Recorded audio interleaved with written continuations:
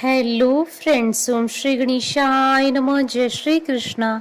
आप सभी का स्वागत है आपके अपने यूट्यूब चैनल पर।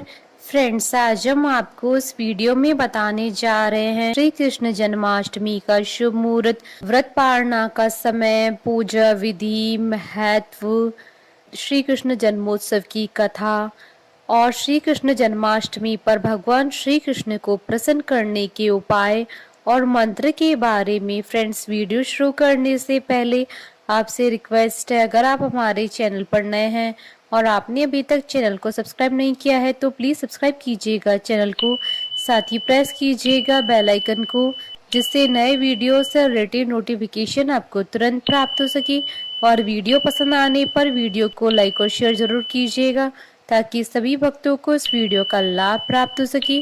और कमेंट बॉक्स में जय श्री कृष्ण जरूर लिखिएगा। पौराणिक मान्यताओं के अनुसार भगवान कृष्ण का जन्म भाद्रपद मास की कृष्ण पक्ष की अष्टमी को हुआ था। इस शुभ तिथि को भगवान श्री कृष्ण के जन्मोत्सव के रूप में मनाया जाता है और इसे जन्माष्टमी कहा जाता है। भगवान कृष्ण जी की जन्म स्थली मथुरा में इस त्योहार की विशेष धूम रहती है और इसी के साथ पूरे ब्रज क्षेत्र में जन्माष्टमी का त्योहार धूमधाम से मनाया जाता है।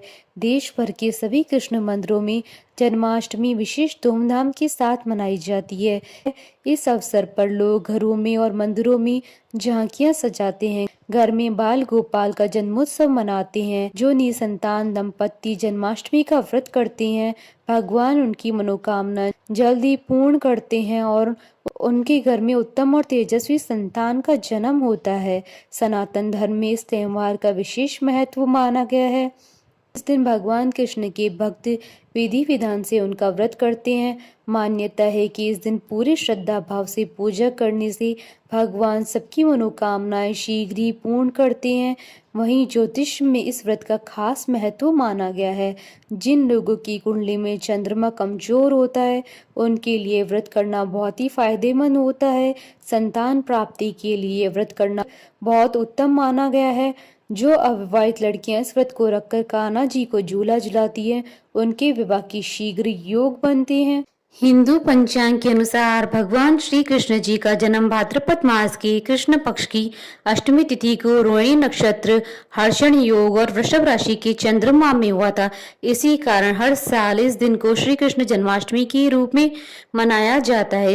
इस मान्यता के अनुसार गृहस्थ जीवन वाले इस साल 6 सितंबर को श्री कृष्ण जन्माष्टमी मनाएंगे। इसी दिन रोहिणी नक्षत्र का संयोग भी बन रहा है। वहीं वैष्णव संप्रदाय में श्री कृष्ण जी की पूजा का अलग विधान है, इसलिए वैष्णव संप्रदाय और इस्कॉन में श्री कृष्ण जन्माष्टमी 7 सितंबर 2023 को मनाई जाएगी। फ्रेंड्स, अब आइए जानते हैं श्री कृष्ण जन्माष्टमी के शुभ मुहूर्त के बारे में। हिंदू पंचांग के अनुसार साल 2023 में श्री कृष्ण जन्माष्टमी का पर्व 6 और 7 सितंबर दोनों दिन है। 6 सितंबर 2023 को गृहस्थ लोग श्री कृष्ण जन्माष्टमी का व्रत करेंगे और 7 सितंबर 2023 गुरुवार के दिन इस्कॉन और वैष्णव संप्रदाय के लोग श्री कृष्ण जन्माष्टमी का व्रत करेंगे। भाद्रपद कृष्ण अष्टमी तिथि ये प्रारंभ होगी 6 सितंबर 2023 को शाम 3:37 पर और भाद्रपद कृष्ण अष्टमी तिथि का समापन होगा 7 सितंबर 2023 को शाम 4:14 पर। रोहिणी नक्षत्र का प्रारंभ होगा 6 सितंबर 2023 को सुबह 9:20 पर और रोहिणी नक्षत्र का समापन होगा 7 सितंबर 2023 को सुबह 10:25 पर। चूंकि श्री कृष्ण जी का जन्म रोहिणी नक्षत्र में रात्रि को 12 बजे हुआ था, इसलिए 6 सितंबर 2023 को सुबह से ही रोहिणी नक्षत्र प्रारंभ हो रहा है, इसलिए श्री कृष्ण जन्माष्टमी का पर्व 6 सितंबर को मनाया जाएगा। और चंद्रोदय का समय रहेगा रात्रि 11:06 पर और निशिता पूजा का समय रहेगा रात्रि 11:57 से रात्रि 12:42 तक और व्रत पारण का समय रहेगा 7 सितंबर 2023 को शाम 4:14 के बाद या 7 सितंबर 2023 को सुबह 6:09 के बाद या रात्रि में 12:48 के बाद। जैसे ही भगवान श्री कृष्ण जी की पूजा संपन्न हो जाए उसके बाद आप व्रत का पारण कर सकते हैं। और इस्कॉन में श्री कृष्ण जन्माष्टमी की निशिता पूजन का समय रहेगा रात्रि 12:02 से रात्रि 12:48 तक और व्रत पारण का समय रहेगा 8 सितंबर 2023 को सुबह 6:02 के बाद और दया हांडी का पर्व मनाया जाएगा 7 सितंबर 2023 गुरुवार के दिन। धार्मिक मान्यताओं के अनुसार भगवान विष्णु जी ने धर्म की स्थापना के लिए श्री कृष्ण के रूप में जन्म लिया था। इस दिन व्रत धारण कर श्री कृष्ण का स्मरण करना अत्यंत फलदायी होता है।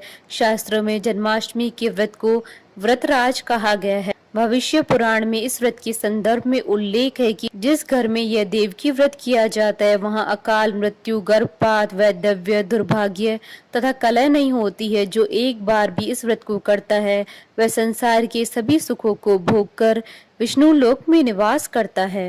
अब आइए जानते हैं जन्माष्टमी पर भगवान श्री कृष्ण जी को प्रसन्न करने के लिए किए जाने वाले उपाय और मंत्र के बारे में।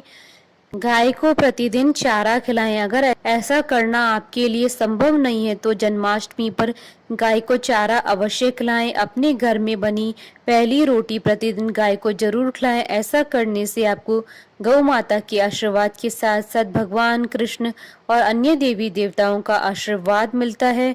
गाय को जन्माष्टमी के दिन चना जरूर खिलाएं। गुड़ के साथ साथ चना गाय का सर्वोत्तम आहार माना गया, इसलिए अपनी क्षमता के अनुसार जन्माष्टमी पर गाय को गुड़ और चना खिलाएं। जन्माष्टमी के दिन गाय को स्नान जरूर कराएं। गाय को स्नान कराने का पुण्य मानो भगवान श्री कृष्ण के साथ साथ 33 करोड़ देवी देवताओं के स्नान कराने के पुण्य के समान माना गया है। क्रीम कृष्णाय नमः यह श्री कृष्ण जी का मूल मंत्र है। इस मंत्र का जन्माष्टमी के दिन जाप करने से अटका हुआ धन प्राप्त होता है और साथ ही घर परिवार में सुख की वर्षा होती है। फ्रेंड्स, अब आइए जानते हैं श्री कृष्ण जन्माष्टमी की व्रत और पूजन विधि के बारे में। इस व्रत को बहुत से भक्त निर्जला भी रखते हैं और मध्य रात्रि में भगवान के जन्म के बाद जल और फल ग्रहण करते हैं। वहीं कुछ लोग फलाहारी व्रत रखते हैं, लेकिन पूजा विधि के नियम सभी के लिए एक ही होते हैं। जन्माष्टमी का व्रत करने वालों को सप्तमी तिथि से सात्विक भोजन करना चाहिए। इसके बाद अष्टमी तिथि को सुबह स्नान करके बाल गोपाल की पूजा करें और व्रत का संकल्प लें। दोपहर के बाद जल में काले तिल मिलाकर स्नान करें और देवकी जी का प्रसूति गृह बनाएं। इस गृह में एक बिछौना बिछाकर कलश स्थापित करना चाहिए। फिर देवकी, वसुदेव, भगवान विष्णु, माता लक्ष्मी, यशोदा माता और नंद देव की पूजा करें और बाद में पट लगा लें।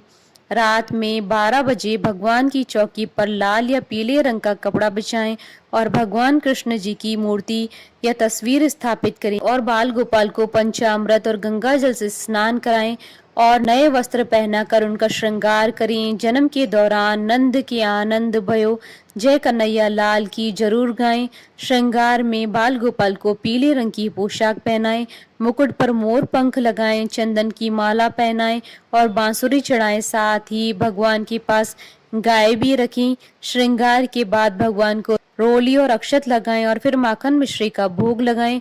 धूप दीप से आरती करें। भोग में तुलसी के पत्ते का प्रयोग जरूर करें। इसके बाद भगवान को झूला झुलाने की परंपरा का पालन करें। फिर चंद्रमा को अर्घ्य दें। इसके बाद बाल गोपाल से पूरे परिवार समेत आशीर्वाद लें। फिर आप अपना व्रत खोल सकते हैं। जन्माष्टमी के दिन भगवान कृष्ण की 3 समय पूजा की जाती है। पहले सूर्योदय के समय स्नान के बाद कृष्ण जी की पूजा होती है।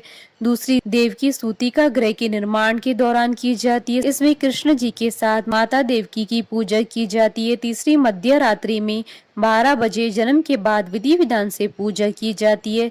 इसके बाद धूमधाम से जन्मोत्सव मनाया जाता है। जन्माष्टमी के दिन माखन मिश्री के अलावा खीर का भी भोग लगाया जाता है। मथुरा में माखन मिश्री के अलावा पाग नाम का मिष्ठान भी बनाया जाता है। इसके अलावा 5 फल, मेवा, पंजीरी और पकवान और सबसे महत्वपूर्ण माखन मिश्री होना जरूरी माना गया है। माखन मिश्री कृष्ण जी को बहुत प्रिय है। मान्यता है कि जब कान्हा का जन्म हुआ था तब नंदगांव की महिलाओं ने सपना देखा कि गोपाल उनसे माखन मिश्री मांग रहे हैं। तब अगले दिन महिलाएं नंद बाबा के घर माखन लेकर बधाई देने गई थी। फ्रेंड्स, अब आइए प्रारंभ करें श्री कृष्ण जन्मोत्सव की कथा। स्कंद पुराण के अनुसार द्वापर युग की बात है। उन दिनों मथुरा में उग्रसेन नाम के राजा हुए, लेकिन स्वभाव से वह सीधे साधे थे। यही वजह थी कि उनके पुत्र कंस ने ही उनका राज्य हड़प लिया और स्वयं मथुरा का राजा बन बैठा। कंस की एक बहन थी जिसका नाम था देवकी। कंस उससे बहुत स्नेह करता था। देवकी का विवाह वसुदेव के साथ तय हुआ। तो विवाह संपन्न होने के बाद कंस स्वयं ही रथ हाँकते हुए बहन को ससुराल छोड़ने के लिए रवाना हुआ। स्कंद पुराण के अनुसार जब वह बहन को छोड़ने के लिए जा रहे थे, तभी एक आकाशवाणी हुई कि जिस बहन को वह इतने प्रेम से विदा करने स्वयं ही जा रहे हैं, उसी बहन का 8वां पुत्र तेरा संहार करेगा। यह सुनते ही कंस क्रोधित हो गया और देवकी और वसुदेव को मारने के लिए जैसे ही आगे बढ़ा, तभी वसुदेव ने कहा कि वह देवकी को कोई नुकसान न पहुंचाए। वह स्वयं ही देवकी की 8वीं संतान कंस को सौंप देगा। इसके बाद कंस ने वसुदेव और देवकी को मारने के बजाय कारागार में डाल दिया। कारागार में देवकी ने 7 संतानों को जन्म दिया और कंस ने सभी को एक एक करके मार दिया।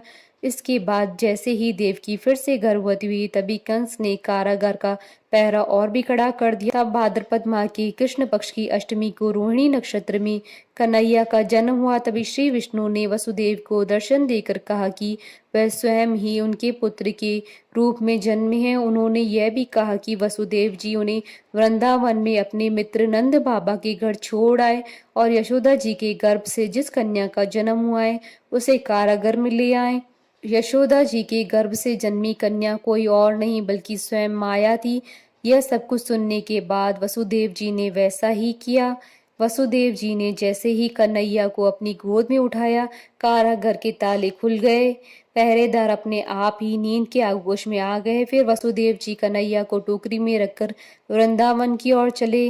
कहते हैं कि उस समय यमुना जी पूरे उफान पर थी। तब वसुदेव जी महाराज ने टोकरी को सिर पर रखा और यमुना जी को पार करके नंद बाबा के घर पहुंची। वहां कन्हैया जी को यशोदा जी के साथ पास रखकर कन्या को लेकर मथुरा वापस लौट आए। स्कंद पुराण के अनुसार जब कंस को देवकी की 8वीं संतान के बारे में पता चला तो वह कारागार पहुंचा। वहां उसने देखा कि 8वीं संतान तो कन्या है, फिर भी वह उसे जमीन पर पटकने ही लगा कि वह माया रूपी कन्या आसमान में पहुंचकर बोली कि रे मूर्ख, मुझे मारने से कुछ नहीं होगा। तेरा काल तो पहले से ही वृंदावन पहुंच चुका है, वह जल्दी ही तेरा अंत करेगा। उसके बाद कंस ने वृंदावन में जन्मे नवजातों का पता लगाया। जब यशोदा जी के लल्ला का पता चला तो उसने मारने के लिए कई प्रयास किए, कई राक्षसों को भी भेजा, लेकिन कोई भी उस बालक का बाल भी बांका नहीं कर पाया। तो कंस को यह एहसास हो गया कि नंद बाबा का बालक ही वसुदेव देवकी की 8वीं संतान है। कृष्ण ने युवावस्था में कंस का अंत किया। इस तरह जो भी ये कथा पढ़ता है या सुनता है उसकी समस्त पापों का नाश हो जाता है। बोलिए भगवान श्री कृष्ण की जय। हमारे साथ इस वीडियो में अंत तक बने रहने के लिए आपका धन्यवाद। ओम श्री गणेशाय नमः। जय श्री कृष्णा।